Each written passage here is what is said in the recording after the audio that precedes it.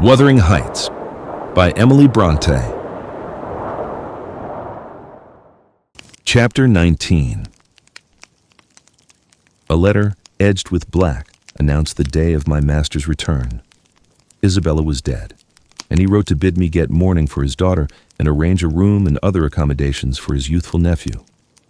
Catherine ran wild with joy at the idea of welcoming her father back, and indulged most sanguine anticipations of the innumerable excellencies of her real cousin. The evening of their expected arrival came. Since early morning she had been busy ordering her own small affairs, and now attired in her new black frock. Poor thing. Her aunt's death impressed her with no definite sorrow. She obliged me, by constant worrying, to walk with her down through the grounds to meet them. "Linton is just 6 months younger than I am," she chattered as we strolled leisurely over the swells and hollows of mossy turf under shadow of the trees. "How delightful it will be to have him for a playfellow." Aunt Isabella sent Papa a beautiful lock of his hair. It was lighter than mine, more flaxen and quite as fine. I have it carefully preserved in a little glass box, and I've often thought what a pleasure it would be to see its owner. Oh, I'm happy. And Papa, dear, dear Papa, come, Ellen, let us run, come, run. She ran and returned and ran again many times before my sober footsteps reached the gate, and then she seated herself on the grassy bank beside the path and tried to wait patiently. But that was impossible. She couldn't be still a minute. "How long they are!" she exclaimed. "Ah, I see some dust on the road. They are coming. No, when will they be here? May we not go a little way? Half a mile, Ellen, only just half a mile. Do say yes to that clump of birches at the turn." I refused staunchly. At length her suspense was ended. The traveling carriage rolled in sight. Miss Cathy shrieked and stretched out her arms as soon as she caught her father's face looking from the window. He descended, nearly as eager as herself, and a considerable interval elapsed ere they had a thought to spare for any but themselves. While they exchanged caresses, I took a peep in to see after Linton. He was asleep in a corner, wrapped in a warm, fur-lined cloak, as if it had been winter. A pale, delicate, effeminate boy, who might have been taken for my master's younger brother, so strong was the resemblance. But there was a sickly peevishness in his aspect that Edgar Linton never had. The latter saw me looking, and having shaken hands, advised me to close the door and leave him undisturbed, for the journey had fatigued him. Cathy would fain have taken one glance, but her father told her to come, and they walked together up the park, while I hastened before to prepare the servants. "Now, darling," said Mr. Linton, addressing his daughter, as they halted at the bottom of the front steps, "your cousin is not so strong or so merry as you are, and he has lost his mother, remember, a very short time since. Therefore don't expect him to play and run about with you directly. And don't harass him much by talking. Let him be quiet this evening at least, will you?" Yes, Papa," answered Catherine, "but I do want to see him, and he hasn't once looked out." The carriage stopped, and the sleeper, being roused, was lifted to the ground by his uncle. "This is your cousin Cathy, Linton," he said, putting their little hands together. "She's fond of you already, and mind you don't grieve her by crying tonight. Try to be cheerful now. The traveling is at an end, and you have nothing to do but rest and amuse yourself as you please." "Let me go to bed then," answered the boy, shrinking from Catherine's salute, and he put his fingers to his eyes to remove incipient tears. Come, there's a good child," I whispered, leading him in. "You'll make her weep too. See how sorry she is for you." I do not know whether it was sorrow for him, but his cousin put on as sad a countenance as himself, and returned to her father. All three entered, and mounted to the library where tea was laid ready. I proceeded to remove Linton's cap and mantle, and placed him on a chair by the table, but he was no sooner seated than he began to cry afresh. My master inquired what was the matter. "I can't sit on a chair," sobbed the boy. "Go to the sofa then, and Ellen shall bring you some tea," answered his uncle patiently. He had been greatly tried during the journey, I felt convinced, by his fretful, ailing charge. Linton slowly trailed himself off and lay down. Cathy carried a footstool and her cup to his side. At first she sat silent, but that could not last. She had resolved to make a pet of her little cousin, as she would have him to be. and she commenced stroking his curls and kissing his cheek and offering him tea in her saucer like a baby. This pleased him, for he was not much better. He dried his eyes and lightened into a faint smile. "Oh, he'll do very well," said the master to me, after watching them a minute. "Very well if we can keep him, Ellen. The company of a child of his own age will instill new spirit into him soon, and by wishing for strength, he'll gain it." "Aye, if we can keep him," I mused to myself, and sore misgivings came over me that there was slight hope of that. And then, I thought, how ever will that weakling live at Wuthering Heights? Between his father and Hareton, what playmates and instructors they'll be. Our doubts were presently decided, even earlier than I expected. I had just taken the children upstairs after tea was finished and seen Linton asleep. He would not suffer me to leave him till that was the case. I had come down and was standing by the table in the hall, lighting a bedroom candle for Mr. Edgar, when a maid stepped out of the kitchen and informed me that Mr. Heathcliff's servant Joseph was at the door and wished to speak with the master. "I shall ask him what he wants first," I said, in considerable trepidation. A very unlikely hour to be troubling people, and the instant they have returned from a long journey. "I don't think the master can see him." Joseph had advanced through the kitchen as I uttered these words, and now presented himself in the hall.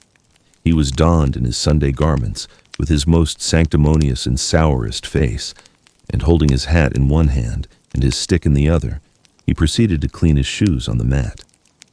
"Good evening, Joseph," I said coldly. "What business brings you here tonight?" "It's Maester Linton I mun spake to," he answered, waving me disdainfully aside. "Mr. Linton is going to bed. Unless you have something particular to say, I'm sure he won't hear it now," I continued. "You had better sit down in there and entrust your message to me." "Which is his rom?" pursued the fellow, surveying the range of closed doors. I perceived he was bent on refusing my mediation, so very reluctantly I went up to the library and announced the unseasonable visitor, advising that he should be dismissed till next day. Mr. Linton had no time to empower me to do so, for Joseph mounted close at my heels, and pushing into the apartment, planted himself at the far side of the table, with his two fists clapped on the head of his stick, and began in an elevated tone, as if anticipating opposition. "Heathcliff has sent me for his lad, and I mun't go back 'bout him."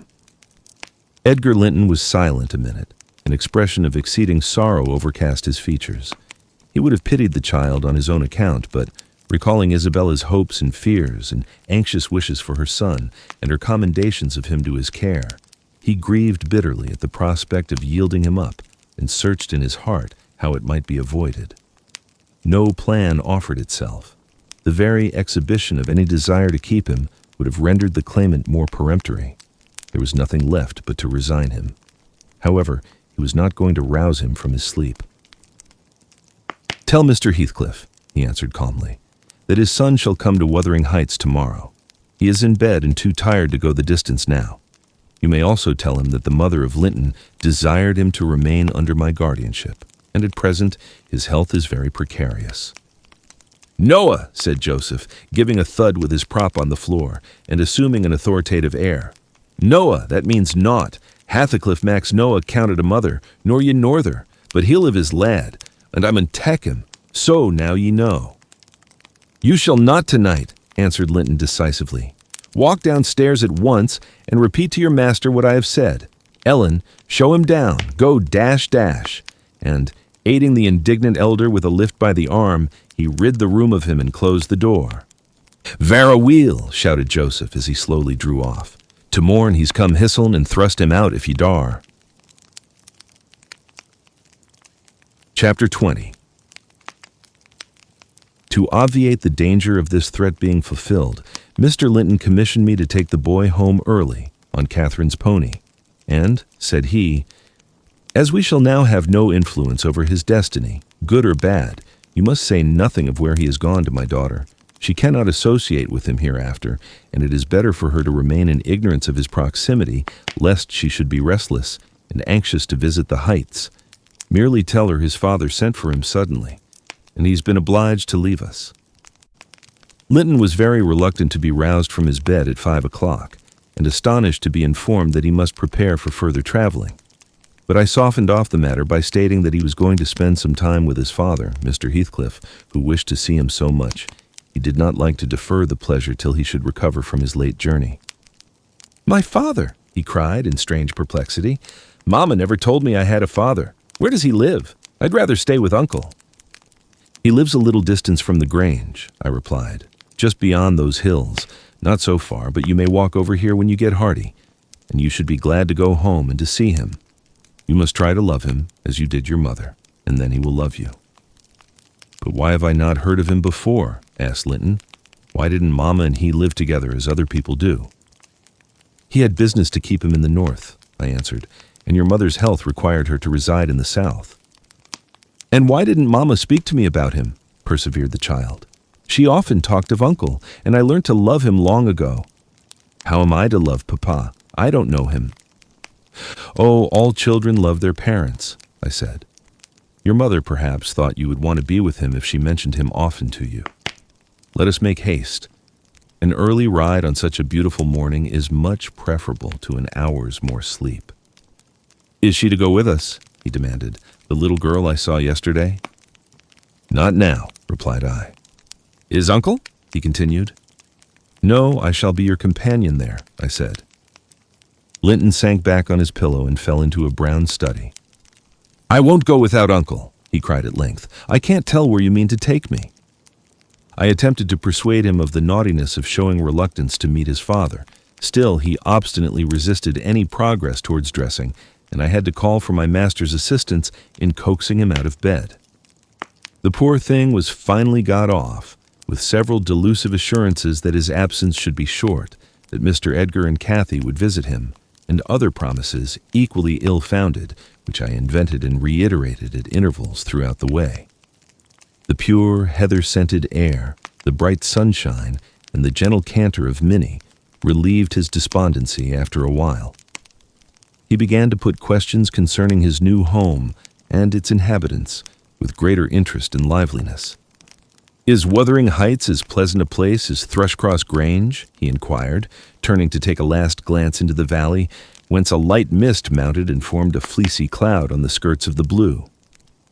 "It is not so buried in trees," I replied, "and it is not quite so large, but you can see the country beautifully all round, and the air is healthier for you, fresher and drier. You will perhaps think the building old and dark at first, though it is a respectable house, the next best in the neighborhood, and you will have such nice rambles on the moors. Hareton Earnshaw, that is, Miss Cathy's other cousin, and so yours in a manner, will show you all the sweetest spots, and you can bring a book in fine weather and make a green hollow your study, and now and then your uncle may join you in a walk. He does, frequently, walk out on the hills." "And what is my father like?" he asked. "Is he as young and handsome as Uncle?" "He's as young," said I, "but he has black hair and eyes and looks sterner, and he is taller and bigger altogether. He'll not seem to you so gentle and kind at first, perhaps, because it's not his way. Still, mind you, be frank and cordial with him, and naturally he'll be fonder of you than any uncle, for you are his own." "Black hair and eyes," mused Linton. "I can't fancy him. Then I'm not like him, am I?" "Not much," I answered. "Not a morsel, I thought, surveying with regret the white complexion and slim frame of my companion, and his large, languid eyes, his mother's eyes, save that, unless a morbid touchiness kindled them a moment, they had not a vestige of her sparkling spirit." "How strange that he should never come to see Mama and me," he murmured. "Has he ever seen me? If he has, I must have been a baby. I remember not a single thing about him." "Why, Master Linton," said I, 300 miles is a great distance, and 10 years seem very different in length to a grown-up person compared with what they do to you. It is probable Mr. Heathcliff proposed going from summer to summer, but never found a convenient opportunity. And now it is too late. Don't trouble him with questions on the subject. It will disturb him, for no good." The boy was fully occupied with his own cogitations for the remainder of the ride, till we halted before the farmhouse garden gate. I watched to catch his impressions in his countenance. He surveyed the carved front and low-browed lattices, the straggling gooseberry bushes and crooked firs with solemn intentness, and then shook his head. His private feelings entirely disapproved of the exterior of his new abode, but he had sense to postpone complaining. There might be compensation within. Before he dismounted, I went and opened the door. It was 6:30. The family had just finished breakfast. The servant was clearing and wiping down the table. Joseph stood by his master's chair telling some tale concerning a lame horse, and Hareton was preparing for the hayfield. "Hello, Nellie," said Mr. Heathcliff when he saw me. "I feared I should have to come down and fetch my property myself. You've brought it, have you? Let us see what we can make of it." He got up and strode to the door. Hareton and Joseph followed in gaping curiosity. Poor Linton ran a frightened eye over the faces of the three. "Surely," said Joseph after a grave inspection, "he's swapped wi' you, maester, and yon's his lass." Heathcliff, having stared his son into an ague of confusion, uttered a scornful laugh. "God, what a beauty, what a lovely, charming thing!" he exclaimed. "Haven't they reared it on snails and sour milk, Nellie? Oh, damn my soul! But that's worse than I expected, and the devil knows I was not sanguine." I bid the trembling and bewildered child get down and enter. He did not thoroughly comprehend the meaning of his father's speech, or whether it were intended for him. Indeed, he was not yet certain that the grim, sneering stranger was his father. But he clung to me with growing trepidation, and on Mr. Heathcliff's taking a seat and bidding him come hither, he hid his face on my shoulder and wept. "Tut, tut," said Heathcliff, stretching out a hand and dragging him roughly between his knees, and then holding up his head by the chin.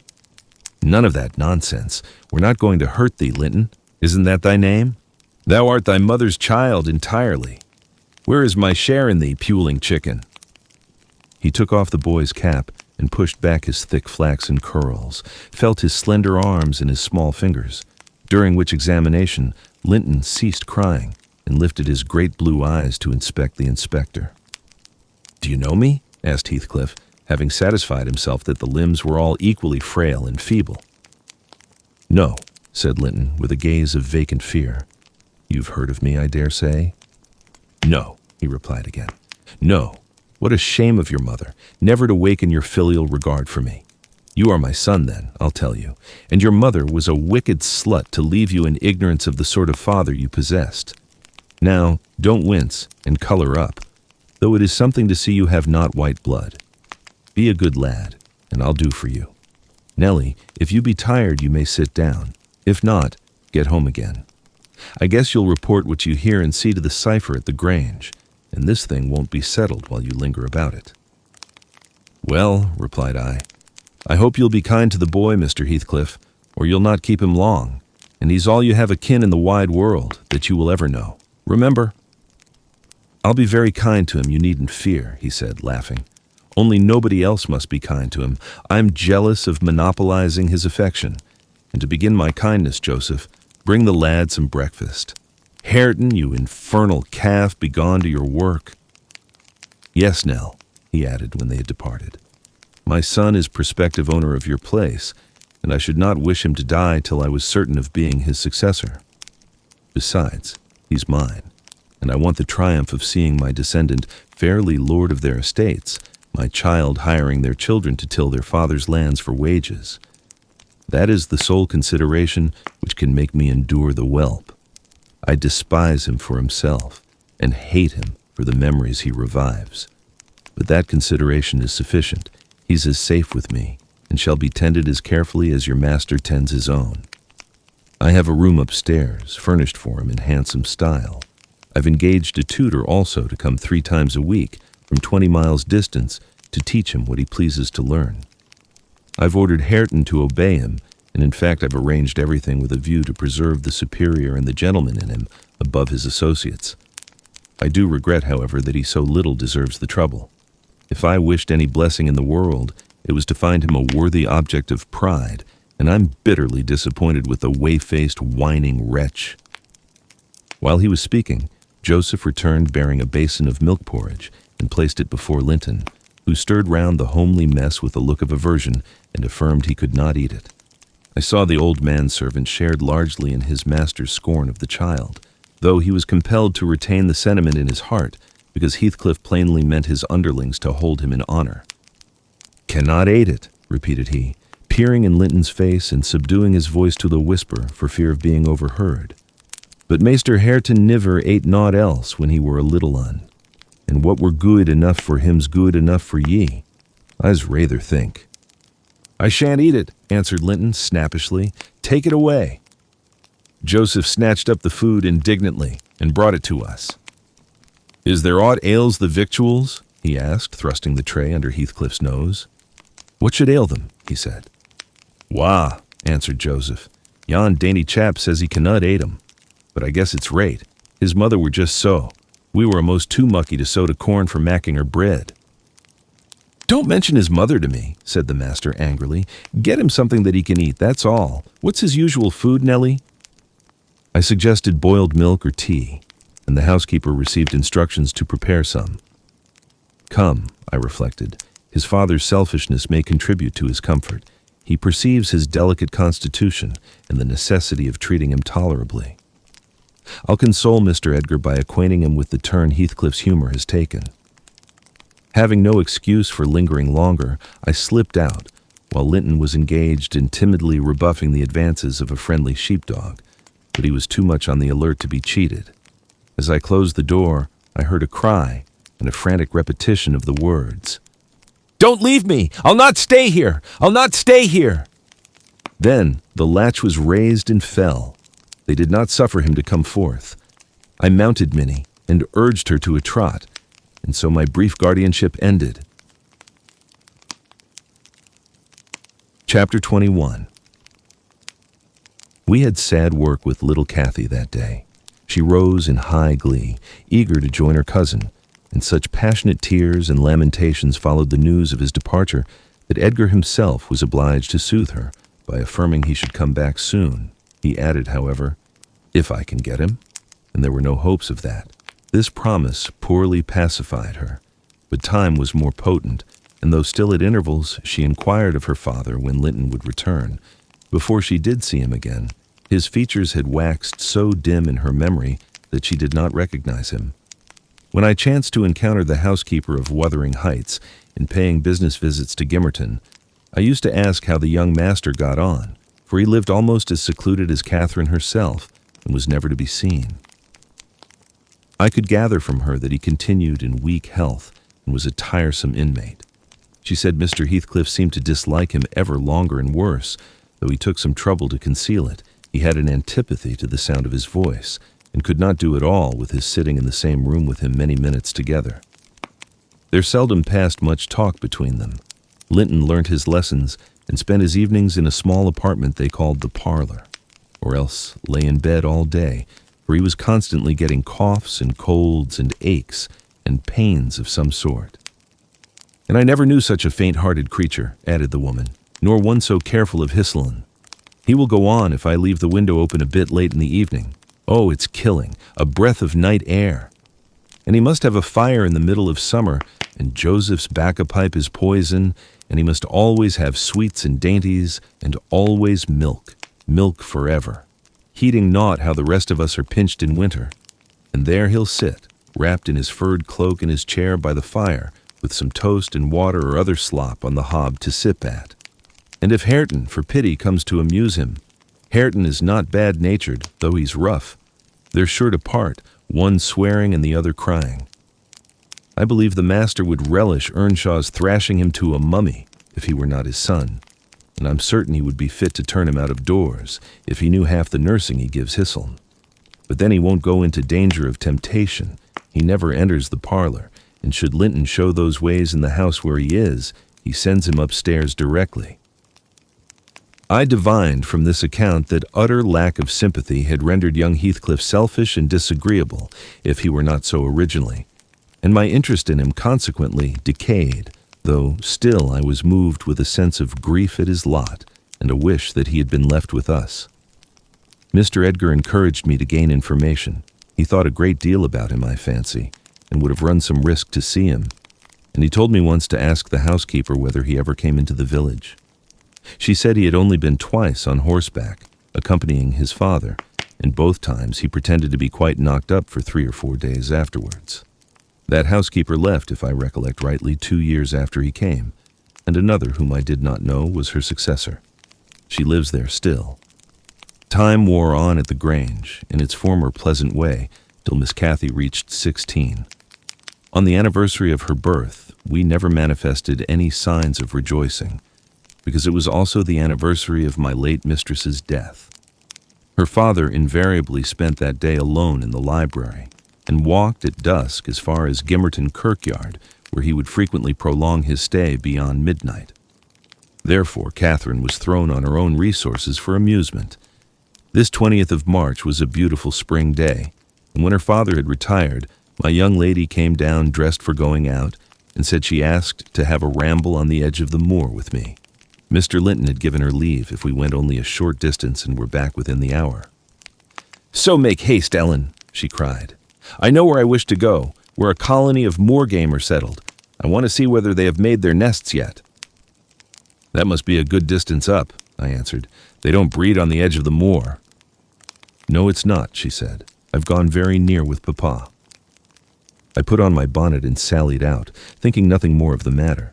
She bounded before me and returned to my side, and was off again like a young greyhound, and at first I found plenty of entertainment in listening to the larks singing far and near, and enjoying the sweet warm sunshine, and watching her, my pet and my delight, with her golden ringlets flying loose behind, and her bright cheek as soft and pure in its bloom as a wild rose, and her eyes radiant with cloudless pleasure.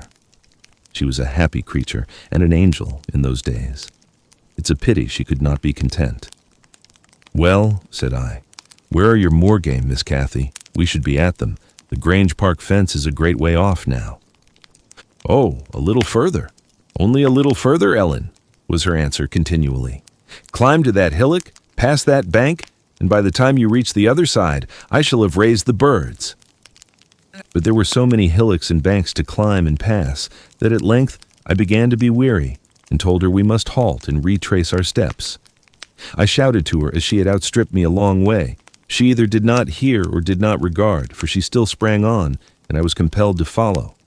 Finally, she dived into a hollow, and before I came in sight of her again, she was 2 miles nearer Wuthering Heights than her own home, and I beheld a couple of persons arrest her, one of whom I felt convinced was Mr. Heathcliff himself. Cathy had been caught in the fact of plundering, or at least hunting out the nests of the grouse.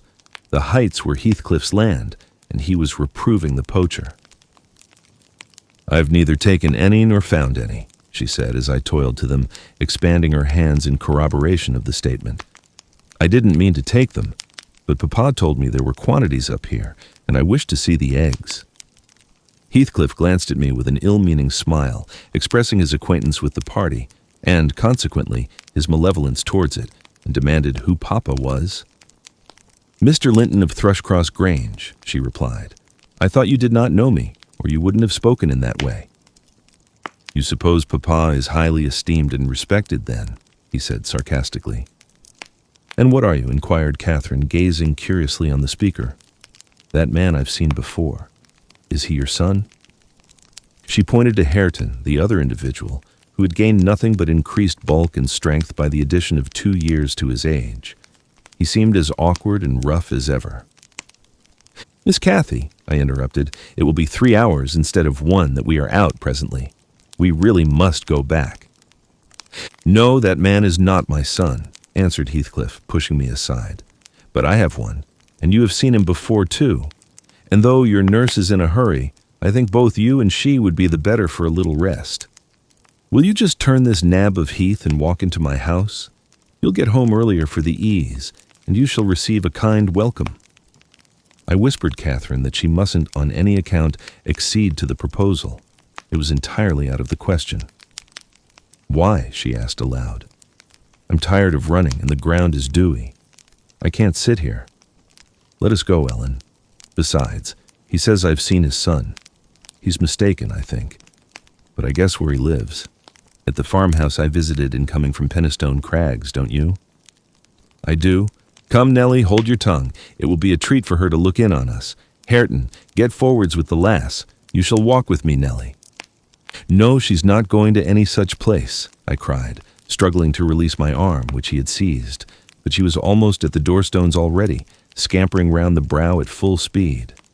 Her appointed companion did not pretend to escort her. He shied off by the roadside and vanished. "Mr. Heathcliff, it's very wrong," I continued. "You know you mean no good. And there she'll see Linton, and all will be told as soon as ever we return, and I shall have the blame." "I want her to see Linton," he answered. "He's looking better these few days. It's not often he's fit to be seen. And we'll soon persuade her to keep the visit secret. Where is the harm of it?" "The harm of it is that her father would hate me if he found I suffered her to enter your house, and I am convinced you have a bad design in encouraging her to do so," I replied. "My design is as honest as possible. I'll inform you of its whole scope," he said, "that the two cousins may fall in love and get married.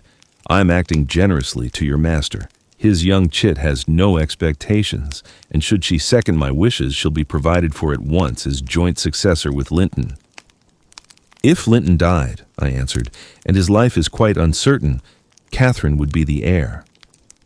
"No, she would not," he said. "There is no clause in the will to secure it so. His property would go to me, but to prevent disputes, I desire their union, and am resolved to bring it about." "And I'm resolved she shall never approach your house with me again," I returned as we reached the gate, where Miss Cathy waited our coming. Heathcliff bade me be quiet, and, preceding us up the path, hastened to open the door. My young lady gave him several looks as if she could not exactly make up her mind what to think of him, but now he smiled when he met her eye and softened his voice in addressing her. And I was foolish enough to imagine the memory of her mother might disarm him from desiring her injury. Linton stood on the hearth. He had been out walking in the fields, for his cap was on, and he was calling to Joseph to bring him dry shoes. He had grown tall of his age, still wanting some months of 16. His features were pretty yet, and his eye and complexion brighter than I remembered them, though with merely temporary luster borrowed from the salubrious air and genial sun. "Now, who is that?" asked Mr. Heathcliff, turning to Cathy. "Can you tell?" "Your son," she said, having doubtfully surveyed, first one and then the other. "Yes, yes," answered he. "But is this the only time you have beheld him? Think. Ah, you have a short memory. Linton, don't you recall your cousin, that you used to tease us so with wishing to see?" "What Linton?" cried Cathy, kindling into joyful surprise at the name. "Is that little Linton? He's taller than I am. Are you Linton?" The youth stepped forward and acknowledged himself. She kissed him fervently, and they gazed with wonder at the change time had wrought in the appearance of each. Catherine had reached her full height. Her figure was both plump and slender, elastic as steel, and her whole aspect sparkling with health and spirits. Linton's looks and movements were very languid, and his form extremely slight. But there was a grace in his manner that mitigated these defects, and rendered him not unpleasing. After exchanging numerous marks of fondness with him, his cousin went to Mr. Heathcliff, who lingered by the door, dividing his attention between the objects inside and those that lay without, pretending, that is, to observe the latter, and really noting the former alone. "And you are my uncle, then?" she cried, reaching up to salute him. "I thought I liked you, though you were cross at first. Why don't you visit at the Grange with Linton? To live all these years such close neighbors and never see us is odd. What have you done so for?" "I visited it once or twice too often before you were born," he answered. "There, damn it, if you have any kisses to spare, give them to Linton. They are thrown away on me." "Naughty Ellen," exclaimed Catherine, flying to attack me next with her lavish caresses. "Wicked Ellen, to try to hinder me from entering. But I'll take this walk every morning in future. May I, uncle? And sometimes bring papa. Won't you be glad to see us?" "Of course," replied the uncle, with a hardly suppressed grimace, resulting from his deep aversion to both the proposed visitors. "But stay," he continued, turning toward the young lady. "Now I think of it, I'd better tell you. Mr. Linton has a prejudice against me. We quarreled at one time of our lives with unchristian ferocity, and if you mention coming here to him, he'll put a veto on your visits altogether. Therefore, you must not mention it, unless you be careless of seeing your cousin hereafter. You may come if you will, but you must not mention it." "Why did you quarrel?" asked Catherine, considerably crestfallen. "He thought me too poor to wed his sister," answered Heathcliff, "and was grieved that I got her. His pride was hurt, and he'll never forgive it." "That's wrong," said the young lady. "Sometime I'll tell him so. But Linton and I have no share in your quarrel. I'll not come here then. He shall come to the Grange." "It will be too far for me," murmured her cousin. "To walk 4 miles would kill me. No, come here, Miss Catherine, now and then. Not every morning, but once or twice a week." The father launched towards his son a glance of bitter contempt. "I am afraid, Nellie, I shall lose my labor," he muttered to me. "Miss Catherine, as the ninny calls her, will discover his value and send him to the devil. Now, if it had been Hareton. Do you know that 20 times a day I covet Hareton with all his degradation? I'd have loved the lad had he been someone else, but I think he's safe from her love. I'll pit him against that paltry creature, unless it bestir itself briskly. We calculate it will scarcely last till it is 18. Oh, confound the vapid thing. He's absorbed in drying his feet and never looks at her. Linton." "Yes, father," answered the boy. "Have you nothing to show your cousin anywhere about? Not even a rabbit or a weasel's nest? Take her into the garden before you change your shoes, and into the stable to see your horse." "Wouldn't you rather sit here?" asked Linton, addressing Cathy in a tone which expressed reluctance to move again. "I don't know," she replied, casting a longing look to the door and evidently eager to be active. He kept his seat and shrank closer to the fire. Heathcliff rose and went into the kitchen, and from thence to the yard, calling out for Hareton. Hareton responded, and presently the two re-entered. The young man had been washing himself, as was visible by the glow on his cheeks and his wetted hair. "Oh, I'll ask you, uncle," cried Miss Cathy, recollecting the housekeeper's assertion. "That is not my cousin, is he?" "Yes," he replied, "your mother's nephew. Don't you like him?" Catherine looked queer. "Is he not a handsome lad?" he continued. The uncivil little thing stood on tiptoe and whispered a sentence in Heathcliff's ear. He laughed. Hareton darkened. I perceived he was very sensitive to suspected slights, and had obviously a dim notion of his inferiority. But his master or guardian chased the frown by exclaiming, "You'll be the favorite among us, Hareton. She says you are what was it? Well, something very flattering. Here, you go with her round the farm, and behave like a gentleman, mind. Don't use any bad words, and don't stare when the young lady is not looking at you, and be ready to hide your face when she is. And when you speak, say your words slowly, and keep your hands out of your pockets. Be off, and entertain her as nicely as you can." He watched the couple walking past the window. Earnshaw had his countenance completely averted from his companion. He seemed studying the familiar landscape with a stranger's and an artist's interest. Catherine took a sly look at him, expressing small admiration. She then turned her attention to seeking out objects of amusement for herself and tripped merrily on, lilting a tune to supply the lack of conversation. "I've tied his tongue," observed Heathcliff. "He'll not venture a single syllable all the time. Nellie, you recollect me at his age, nay, some years younger. Did I ever look so stupid, so gomless as Joseph calls it?" "Worse," I replied, because more sullen with it. "I've a pleasure in him," he continued, reflecting aloud. "He has satisfied my expectations. If he were a born fool, I should not enjoy it half so much. But he's no fool, and I can sympathize with all his feelings, having felt them myself. I know what he suffers now, for instance, exactly. It is merely a beginning of what he shall suffer, though, and he'll never be able to emerge from his bathos of coarseness and ignorance. I've got him faster than his scoundrel of a father secured me, and lower, for he takes a pride in his brutishness. I've taught him to scorn everything extra-animal as silly and weak. Don't you think Hindley would be proud of his son, if he could see him? Almost as proud as I am of mine. But there's this difference. One is gold put to the use of paving stones, and the other is tin polished to ape a service of silver. Mine has nothing valuable about it, yet I shall have the merit of making it go as far as such poor stuff can go. His had first-rate qualities, and they are lost, rendered worse than unavailing. I have nothing to regret. He would have more than any, but I are aware of. And the best of it is, Hareton is damnably fond of me. You'll own that I've outmatched Hindley there. If the dead villain could rise from his grave to abuse me for his offspring's wrongs, I should have the fun of seeing the said offspring fight him back again. indignant that he should dare to rail at the one friend he has in the world. Heathcliff chuckled a fiendish laugh at the idea. I made no reply because I saw that he expected none. Meantime, our young companion, who sat too removed from us to hear what was said, began to evince symptoms of uneasiness, probably repenting that he had denied himself the treat of Catherine's society for fear of a little fatigue.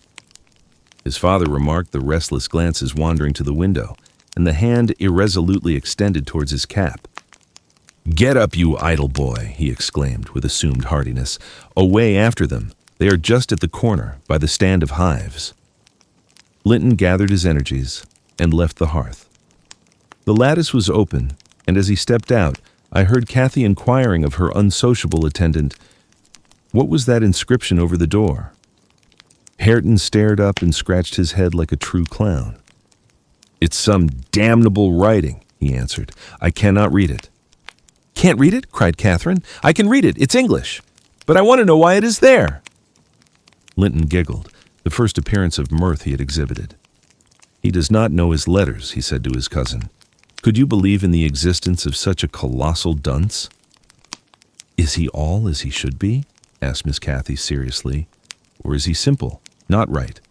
I've questioned him twice now, and each time he looks so stupid I think he does not understand me. I can hardly understand him, I'm sure." Linton repeated his laugh and glanced at Hareton tauntingly, who certainly did not seem quite clear of comprehension at that moment. "There's nothing the matter but laziness, is there, Earnshaw?" he said. "My cousin fancies you are an idiot. There you experience the consequence of scorning book-larning, as you would say. Have you noticed, Catherine, his frightful Yorkshire pronunciation?" "Why, where the devil is the use on't?" growled Hareton, more ready in answering his daily companion. He was about to enlarge further, but the two youngsters broke into a noisy fit of merriment, my giddy miss being delighted to discover that she might turn his strange talk to a matter of amusement. "Where is the use of the devil in that sentence?" tittered Linton. "Papa told you not to say any bad words, and you can't open your mouth without one. Do try to behave like a gentleman. Now do. If thou weren't more a lass than a lad, I'd fell thee this minute, I would." "Pitiful lath of a crater," retorted the angry boor, retreating, while his face burnt with mingled rage and mortification, for he was conscious of being insulted and embarrassed how to resent it. Mr. Heathcliff, having overheard the conversation, as well as I, smiled when he saw him go, but immediately afterwards cast a look of singular aversion on the flippant pair who remained chattering in the doorway, the boy finding animation enough while discussing Hareton's faults and deficiencies and relating anecdotes of his goings-on, and the girl relishing his pert and spiteful sayings without considering the ill nature they evinced. I began to dislike, more than to compassionate Linton, and to excuse his father in some measure for holding him cheap. We stayed till afternoon. I could not tear Miss Cathy away sooner, but happily my master had not quitted his apartment and remained ignorant of our prolonged absence. As we walked home, I would fain have enlightened my charge on the characters of the people we had quitted, but she got it into her head that I was prejudiced against them. "Aha!" she cried. "You take Papa's side, Ellen. You are partial, I know, or else you wouldn't have cheated me so many years into the notion that Linton lived a long way from here. I'm really extremely angry, only I'm so pleased I can't show it. But you must hold your tongue about my uncle. He's my uncle, remember, and I'll scold Papa for quarreling with him." And so she ran on, till I relinquished the endeavor to convince her of her mistake. She did not mention the visit that night, because she did not see Mr. Linton. Next day it all came out, sadly to my chagrin, and still I was not altogether sorry. I thought the burden of directing and warning would be more efficiently borne by him than me. But he was too timid in giving satisfactory reasons for his wish that she should shun connection with the household of the Heights, and Catherine liked good reasons for every restraint that harassed her petted will. "Papa!" she exclaimed after the morning's salutations. "Guess whom I saw yesterday in my walk on the moors? Ah, Papa, you started. You've not done right, have you now? I saw. But listen, and you shall hear how I found you out.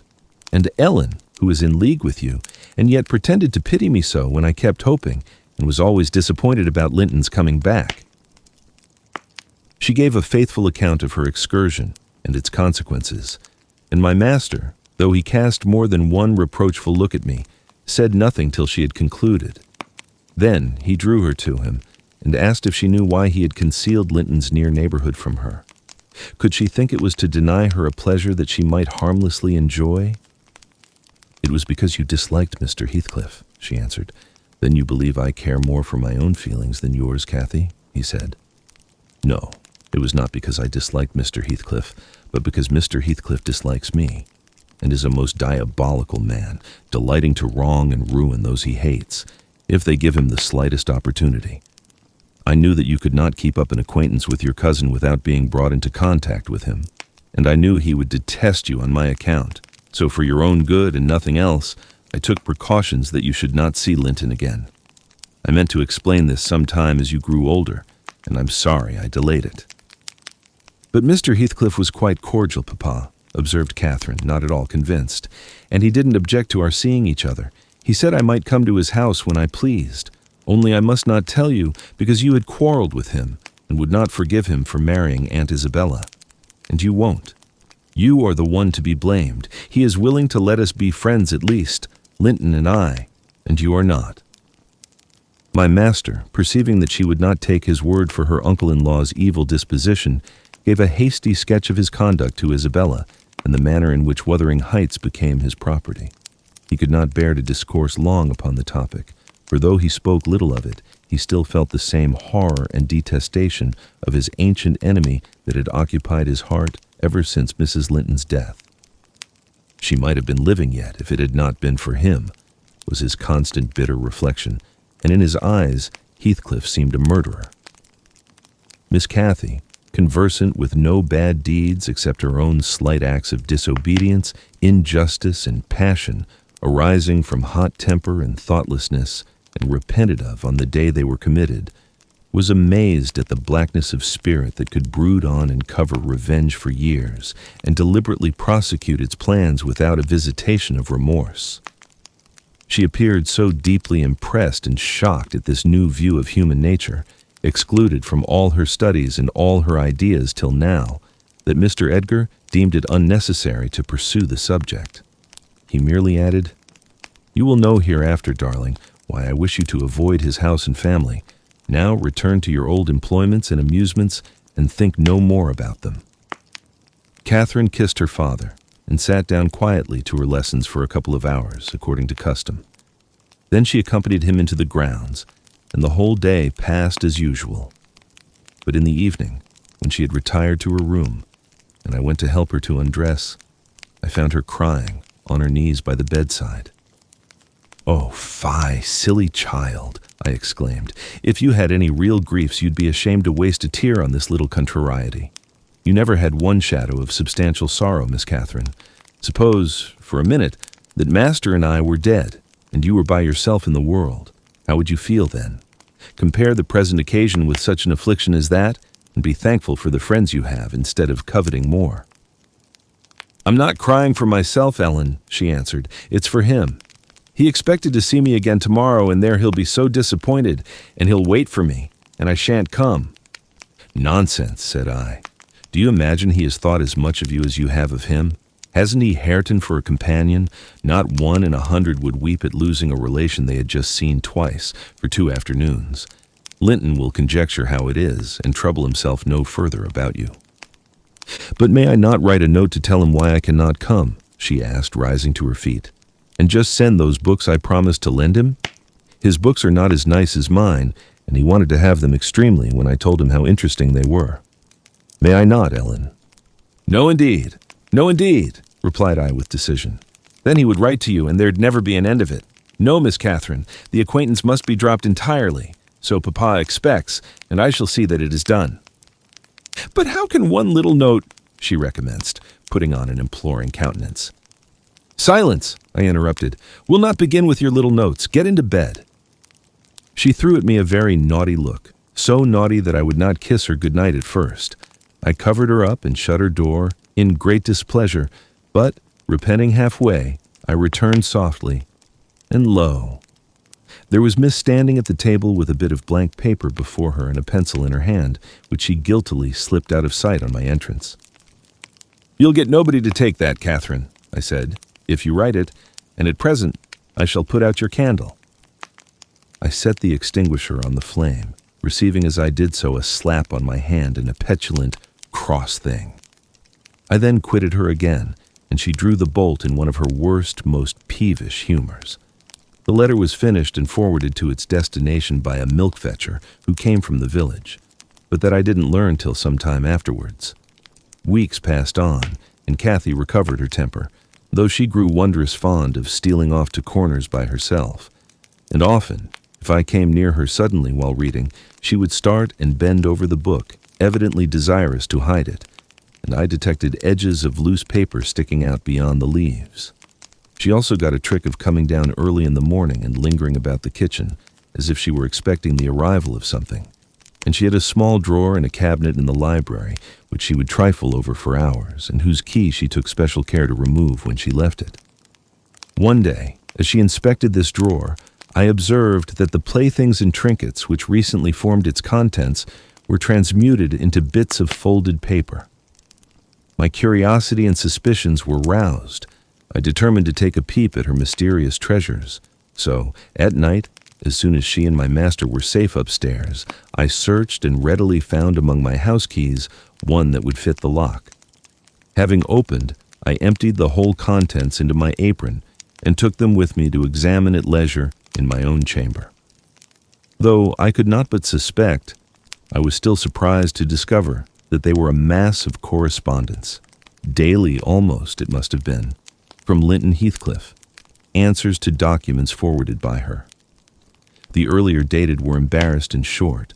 Gradually, however, they expanded into copious love letters, foolish, as the age of the writer rendered natural, yet with touches here and there which I thought were borrowed from a more experienced source. Some of them struck me as singularly odd compounds of ardor and flatness, commencing in strong feeling and concluding in the affected, wordy style that a schoolboy might use to a fancied, incorporeal sweetheart. Whether they satisfied Kathy, I don't know, but they appeared very worthless trash to me. After turning over as many as I thought proper, I tied them in a handkerchief and set them aside, relocking the vacant drawer. Following her habit, my young lady descended early and visited the kitchen. I watched her go to the door on the arrival of a certain little boy, and while the dairymaid filled his can, she tucked something into his jacket pocket and plucked something out. I went round by the garden and laid wait for the messenger, who fought valorously to defend his trust, and we spilt the milk between us, but I succeeded in abstracting the epistle, and, threatening serious consequences if he did not look sharp home, I remained under the wall and perused Miss Cathy's affectionate composition. It was more simple and more eloquent than her cousin's, very pretty and very silly. I shook my head and went meditating into the house. The day being wet, she could not divert herself with rambling about the park, so at the conclusion of her morning studies, she resorted to the solace of the drawer. Her father sat reading at the table, and I, on purpose, had sought a bit of work in some unripped fringes of the window curtain, keeping my eyes steadily fixed on her proceedings. Never did any bird flying back to a plundered nest, which it had left brimful of chirping young ones, express more complete despair in its anguished cries and flutterings than she by her single "oh," and the change that transfigured her late happy countenance. Mr. Linton looked up. "What is the matter, love? Have you hurt yourself?" he said. His tone and look assured her he had not been the discoverer of the hoard. "No, Papa," she gasped. Ellen, come upstairs, I'm sick." I obeyed her summons and accompanied her out. "Oh, Ellen, you have got them," she commenced immediately, dropping on her knees when we were enclosed alone. "Oh, give them to me, and I'll never do so again. Don't tell Papa. You have not told Papa, Ellen. Say you have not. I've been exceedingly naughty, but I won't do it any more." With a grave severity in my manner, I bade her stand up. "So," I exclaimed, "Miss Catherine, you are tolerably far on, it seems. You may well be ashamed of them. A fine bundle of trash you study in your leisure hours, to be sure. Why, it's good enough to be printed. And what do you suppose the master will think when I display it before him?" I haven't shown it yet, but you needn't imagine I shall keep your ridiculous secrets. For shame. And you must have led the way in writing such absurdities. He would not have thought of beginning, I'm certain." I didn't, sobbed Kathy, fit to break her heart. "I didn't once think of loving him till—" "Loving?" cried I, as scornfully as I could utter the word. "Loving? Did anybody ever hear the like? I might just as well talk of loving the miller who comes once a year to buy our corn. Pretty loving indeed. And both times together you have seen Linton hardly 4 hours in your life. Now here is the babyish trash. I'm going with it to the library, and we'll see what your father says to such loving." She sprang at her precious epistles, but I held them above my head, and then she poured out further frantic entreaties that I would burn them, do anything rather than show them. And being really fully as much inclined to laugh as scold, for I esteemed it all girlish vanity, I at length relented in a measure, and asked, "If I consent to burn them, will you promise faithfully neither to send nor receive a letter again, nor a book? For I perceive you have sent him books, nor locks of hair, nor rings, nor playthings." "We don't send playthings," cried Catherine, her pride overcoming her shame. "Nor anything at all then, my lady," I said. "Unless you will, here I go." "I promise, Ellen," she cried, catching my dress. "Oh, put them in the fire, do. But when I proceeded to open a place with the poker, the sacrifice was too painful to be borne. She earnestly supplicated that I would spare her one or two, Ellen, to keep for Linton's sake. I unknotted the handkerchief and commenced dropping them in from an angle, and the flame curled up the chimney. "I will have one, you cruel wretch!" she screamed, darting her hand into the fire and drawing forth some half-consumed fragments at the expense of her fingers. "Very well, and I will have some to exhibit to Papa," I answered, shaking back the rest into the bundle and turning anew to the door. She emptied her blackened pieces into the flames and motioned me to finish the immolation. It was done. I stirred up the ashes and interred them under a shovelful of coals, and she mutely, and with a sense of intense injury, retired to her private apartment. I descended to tell my master that the young lady's qualm of sickness was almost gone, but I judged it best for her to lie down a while. She wouldn't dine, but she reappeared at tea, pale and red about the eyes and marvelously subdued in outward aspect. Next morning I answered the letter by a slip of paper, inscribed, "Master Heathcliff is requested to send no more notes to Miss Linton, as she will not receive them." And thenceforth, the little boy came with vacant pockets.